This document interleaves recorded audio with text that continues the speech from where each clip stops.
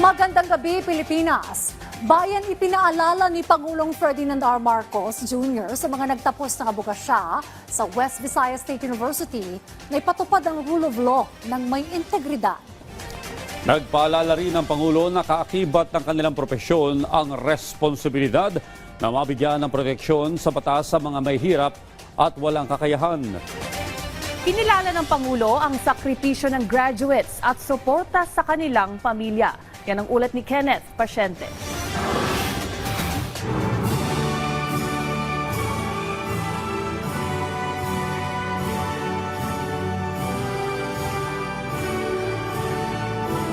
Laging piliin ang katotohanan. Yan ang tagubilin ni Pangulong Ferdinand R. Marcos Jr. sa mga law graduates ng West Visayas State University College of Law sa Iloilo City. Sabi ng Pangulo, hindi magiging madali ang haharaping trabaho ng future lawyers. Kaya marapat lamang na maging pundasyon nila ang integridad.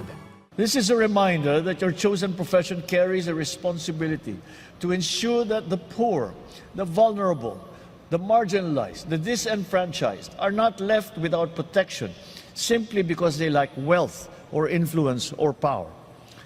At a time when public trust in institutions is tested, responsibility becomes even more important.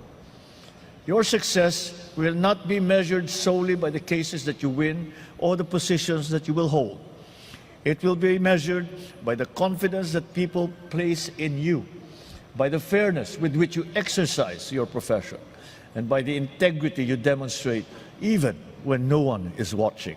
Hinimok din niya ang mga law graduates na manatiling tapat at matatag sa mga prinsipyong nagdala sa kanila sa propesyon. Do not be swayed by fleeting opinions or the lure of convenience. So long as you remain anchored in integrity, fairness, and truth, you shall never lose your way. May you always choose principle over convenience, truth over falsehood, and service over self-interest. May you use your expertise to help build a nation worthy of the aspirations of our people. Kinilala rin ng Presidente ang sakripisyo ng mga nagsipagtapos, gayon din ang kanilang mga pamilya na itinaguyod ang kanilang pag-aaral. Binubuo ang batch ngayong taon ng 25 graduates, kung saan 17 sa kanila ay naging mga estudyante ng unang ginang mula noong 2022. Kenneth Pasyente, para sa Pambansang TV, sa Bagong Pilipinas.